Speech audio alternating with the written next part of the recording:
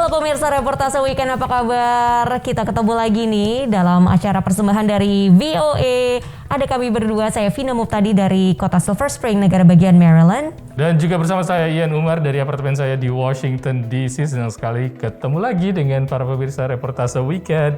Kalau minggu ini, pekan ini di Amerika kita merayakan yang namanya Hari Bapak. Setelah Father's bulan Day lalu dengan Mother's Day, hari ini adalah Father's Day. Pantesan banyak sale ya buat jas saya, buat juga peralatan-peralatan dari Home Depot itu banyak sale ternyata. Jadi kamu ikut menikmati sale-nya ya, meskipun belum menjadi ayah ya. Nah menariknya nggak cuma sale aja ya, tapi banyak kegiatan-kegiatan yang misalnya melibatkan ayah. Kayak misalnya nih ada les untuk mengajari ayah cara mengepang rambut putrinya. Oh. Itu laris loh. Menarik sekali ya, memang tanggung jawabnya ya? memang harus sama.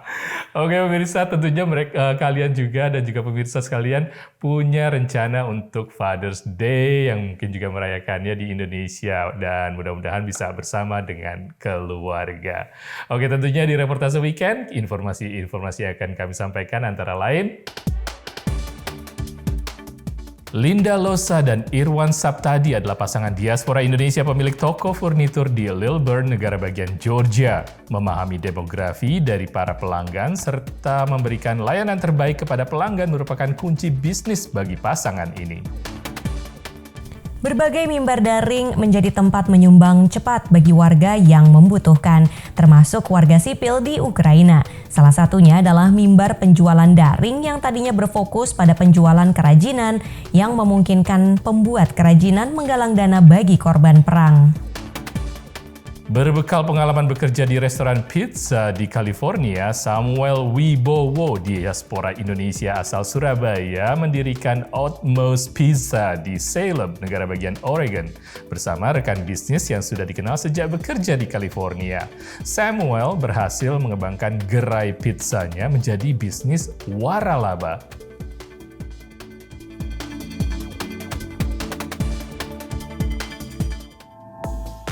Pemirsa, kita ketahui banyak sekali diaspora Indonesia yang merintis bisnis di Amerika, mulai dari kuliner ataupun juga mungkin bisnis tentang perumahan dan juga art atau seni dan lain-lain.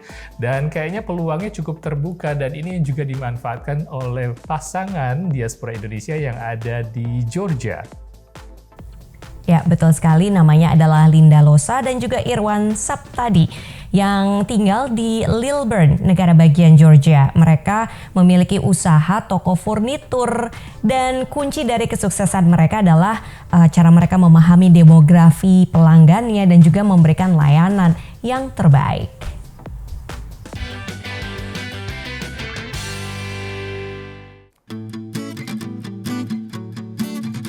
Toko furniture dan mattresses ini berlokasi di Lilburn, Georgia. Nama saya Linda Losa. Hai, nama saya Irwan Saptadi. Kami berdua pemilik toko ini, Victory Furniture and Mattress. Sebelum membuka usaha sendiri, mereka sempat bekerja di sebuah toko furniture selama 5 tahun. Kecil-kecilan dulu awalnya.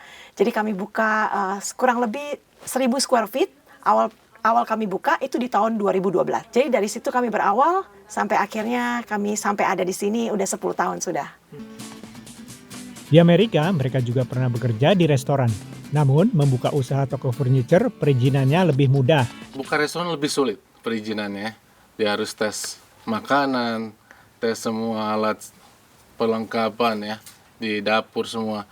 Tapi bersyukur kita buka bisnis ini, furniture, agak lebih mudah ya. Mereka harus cek building inspection, fire inspection, marshal inspection.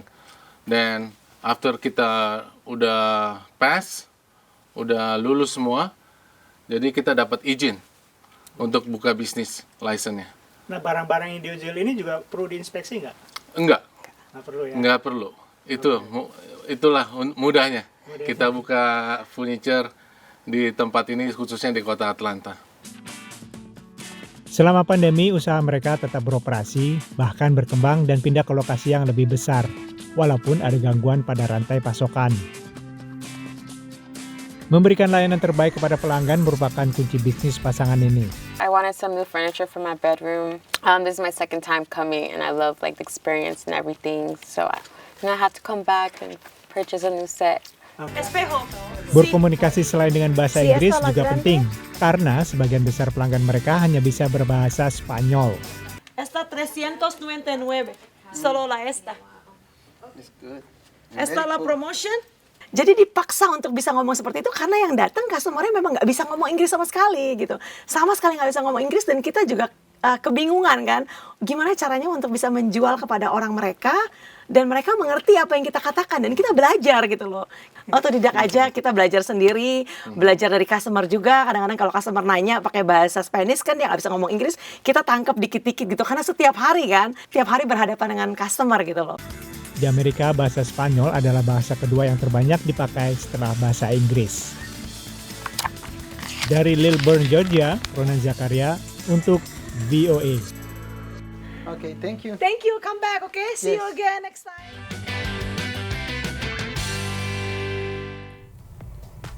Selain harus bisa berbahasa Inggris untuk bisa berkomunikasi dengan para pelanggan, nah Ibu Linda ini juga ternyata mempelajari bahasa Spanyol secara otodidak supaya bisa melayani beberapa pelanggan yang memang hanya bisa berbahasa Spanish. Itu memang harus beradaptasi ya, harus lihat memang pelanggannya di mana. Karena memang di Amerika banyak sekali ya yang juga berbahasa Spanyol.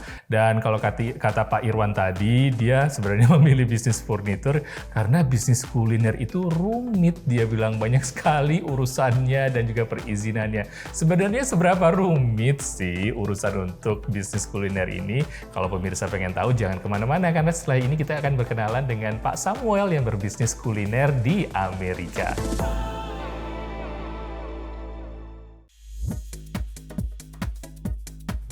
Pemirsa, Anda masih bersama Reportase Weekend. Peluang bisnis banyak sekali dimanfaatkan oleh para pendatang yang datang sebagai imigran ke Amerika. Berbagai macam ya, kayak tadi misalnya kita lihat tadi pasangan Linda dan juga Pak Irwan membuka sebuah toko furnitur dan juga ada yang membuka bisnis kuliner. Nah, bisnis kuliner ini memang banyak sekali dan terutama salah satunya yang sangat-sangat diminati oleh warga Amerika, salah satunya adalah gerai pizza. Nah, kita akan ketemu nih sama seorang diaspora Indonesia yang punya bisnis pizza. Namanya adalah Samuel Wibowo. Jadi dulu itu pernah bekerja di restoran pizza di California dan sekarang akhirnya punya kedai sendiri yang namanya Utmost Pizza di Salem, negara bagian Oregon. Nah, berkat kerja kerasnya bahkan sekarang udah bisa menjadi waralaba loh. Langsung aja kita lihat reportasenya.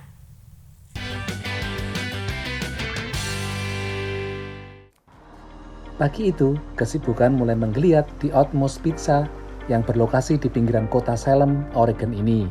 Di luar, seorang karyawan pengiriman barang memasukkan bahan-bahan untuk membuat pizza yang baru ia turunkan dari truk.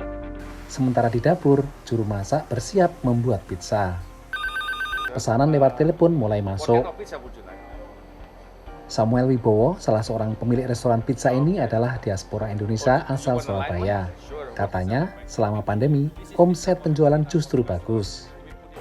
Rata-rata ya udah di atas 60 ribu satu bulannya. Satu bulan, rata-rata, semua toko. Utmost Pizza sudah menjadi restoran waralaba dengan 8 restoran tersebar di kota Salem dan sekitarnya.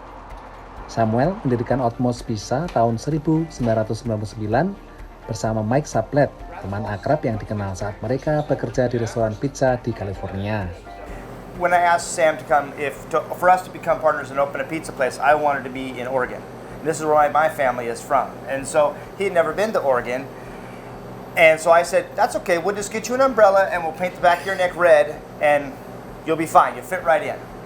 So, and the red part of it is just because there's a lot of rednecks up here, which is a term, for a bunch of hillbillies or, And so that was kind of the running joke from the beginning, which was, Yes. Dua sahabat karib ini pribadi yang berbeda, tapi justru itu yang saling menguatkan dalam menjalankan usaha mereka. I'm like a butterfly chaser, and he's like straight as an arrow, and I'm out there like, la la la la la, what do you think about this? What do you think about that? And he's like, oh, and she endures a lot of that butterfly chasing, but But together, we can really be a successful team. And throughout the years, that's really what it's proven to be. Yes. Selain kekompakan mereka, kunci keberhasilan Otmos Pizza adalah filosofi usahanya. We taking care of the quality. We taking care we make it everything, the dough every day, fresh. You know, we cut our vegetable with my hand, fresh every day. So we find the customer who love us, and we need to take care. Reza, pelanggan tetap mengakui kelebihan Otmos Pizza. The pizza yang kita coba di sini is beda karena pertama dough-nya and the cheese-nya tuh lebih banyak gitu loh. Sama toppingnya lebih banyak dibanding franchise yang lain gitu. Selain peduli kepada pelanggan, Otmos Pizza juga menjalin hubungan baik dengan masyarakat sekitar, misalnya dengan memberikan sponsor dalam acara kegiatan olahraga ataupun kegiatan amal. Dan yang lebih penting juga peduli kepada karyawan.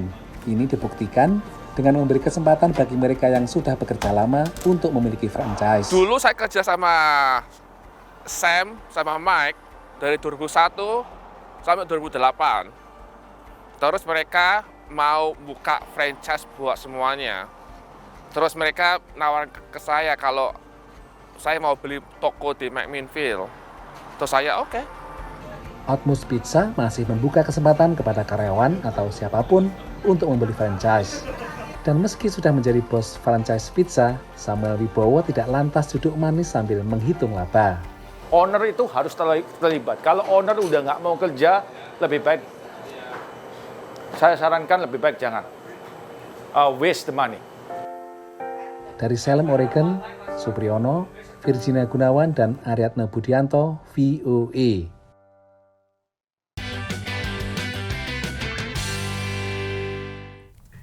Terbuktikan pemirsa, untuk bisa menjalankan bisnis kuliner itu tidak mudah. Misalnya harus tetap kerja di akhir pekan, ya kan? Terus seperti kita lihat tadi, Bapak Samuel Wibowo sudah jadi bos pun tetap masih harus turun tangan. Ya benar sekali ya, karena etos kerjanya dari Pak Samuel itu adalah walaupun sudah jadi bos, tetap dia tadi mengatur-ngatur yang namanya minuman, ataupun juga melipat box, ataupun juga turun ke dapur. Kayaknya memang harus itu dilakukan. Bisa menjadi contoh yang baik untuk seorang pemula untuk memulai atau merintis sebuah bisnis. Oke pemirsa, Reportase Weekend akan kembali dengan informasi menarik lainnya.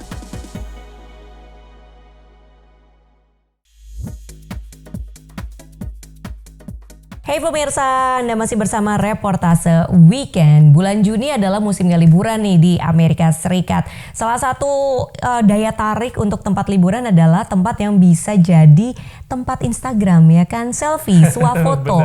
Bahkan banyak tempat-tempat penginapan sekarang menawarkan fitur seperti itu. Bahkan dengar-dengar ada juga museum yang bisa buat selfie. Iya benar, ini dia museumnya ada di Colorado dan mereka menyediakan berbagai sudut atau tempat untuk para pelanggannya datang dan melakukan foto selfie atau swafoto bersama teman-teman atau keluarga. Dan ini memang menjadi trending sekali ya, karena memang menjadi daya tarik sendiri untuk mengunggah foto-foto tersebut, entah itu di Instagram ataupun juga TikTok dan berbagai macam platform lainnya. Seperti apa sih museumnya? Menarik sekali kayaknya untuk dikunjungi. Kita lihat liputan berikut.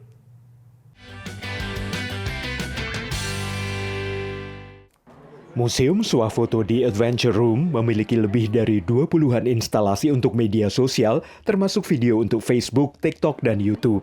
Menurut mitra pemiliknya, Lucy Sales, semua ini membawa kegembiraan.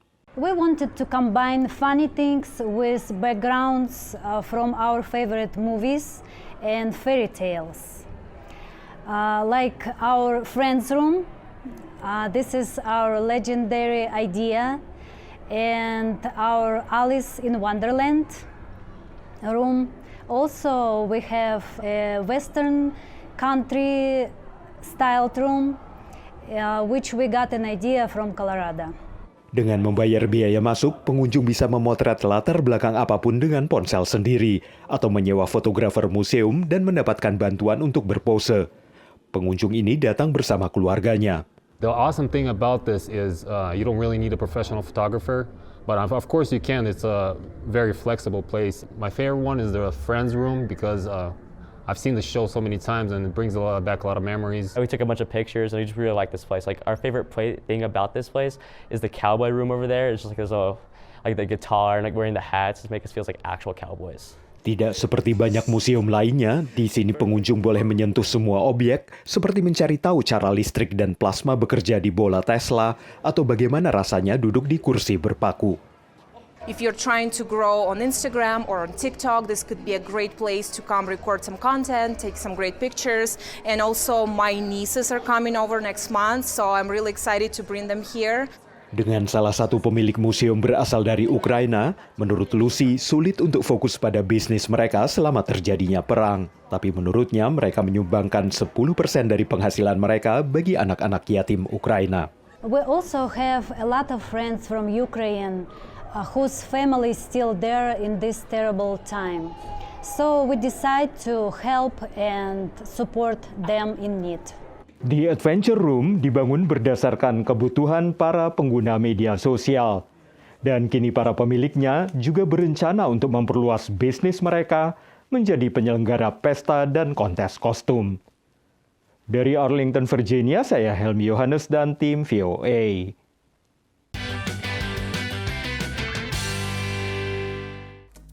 Ternyata salah satu pemiliknya adalah warga keturunan Ukraina dan dia berinisiatif untuk menyumbangkan 10% dari penghasilannya untuk para korban di Ukraina. Memang sejak konflik ini dimulai ya, banyak sekali para warga berinisiatif untuk menyumbangkan sebagian dana mereka kepada para korban perang Ukraina ini.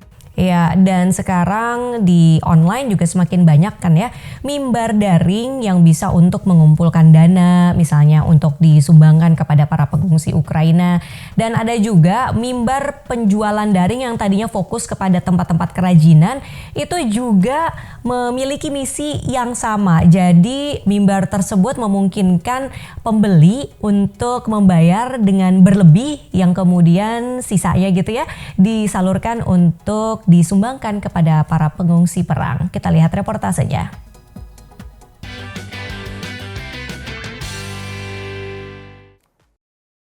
Dari kaos, magnet hingga perhiasan. Sejak serangan Rusia ke Ukraina akhir Februari, mimbar daring penjualan kerajinan Etsy dibanjiri produk biru dan kuning, warna bendera Ukraina. Kind of on a whim, I decided to make a necklace with a sunflower charm that I had laying around.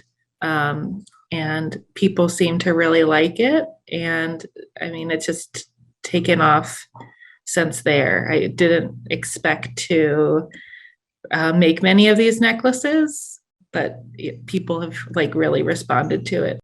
Dari Pittsburgh, negara bagian Pennsylvania, Linda mengirim hasil penjualannya ke Care International untuk bantuan kemanusiaan bagi Ukraina. Sementara di Baltimore, negara bagian Maryland, keluarga Shelley, yang 2 anggotanya diadopsi dari Eropa Timur, juga menunjukkan solidaritas mereka. I knew sunflowers were very popular in Ukraine and have taken on an increasing symbolism throughout this war, and so I just put the Ukraine flag colors together and made a ribbon and designed some silicone bracelets with a quote from President Zelensky on them. Gelang ini pun laku keras dan hasil penjualannya disumbangkan. Di New Jersey, seorang pelukis menyalurkan kreativitas sambil juga membantu. I make different art prints and things, but I turned it into a house flag so that people can really show their support in their community. But I've raised almost $4,000, I can say that. I wouldn't have been able to donate that much money from my personal. Bukan hanya di AS, perajin di seluruh dunia ikut membantu, termasuk Konstantino dan Paula di London, Inggris. The way that we figure out to help is doing what we know, how to do it, and help people with our job. Like it's doing bracelets. I help her a little bit, but she's doing like every day all the bracelets to support Ukraine. Juga di Kairo, Mesir, Asma menjual berbagai kaos yang hasil penjualannya diberikan ke Badan PBB Urusan Anak UNICEF. We received much orders and we received much love from people that people love to see that they are a part of helping Ukrainian people. Sebaliknya, Etsy juga memberi kemudahan bagi para perajin di Ukraina untuk menjual produk mereka antara lain dengan meniadakan berbagai tarif. Penjualan produk dari Ukraina di Etsy selama bulan pertama perang akhirnya menembus $11 juta. Dari Washington DC, saya Nova Purwadi dan tim VOA.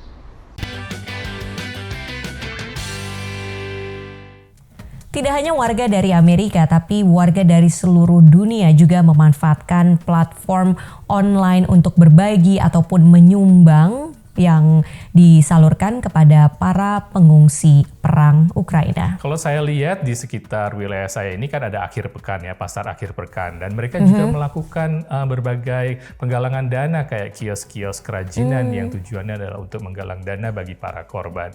Jadi cukup ramai dilakukan aktivitas seperti ini. Oke pemirsa, gimana akhir pekan Anda? Mudah-mudahan reportase weekend ini memberikan informasi menarik bagi kita semua, dan kita akan ketemu lagi di reportase weekend berikutnya. Saya Ian Umar, undur diri dari apartemen saya di Washington DC. Dan saya Vina Muptadi juga pamit dulu ya dari layar kaca. Kita akan ketemu lagi dalam reportase weekend berikutnya, tentunya bersama kita berdua dari VOA. Sampai jumpa.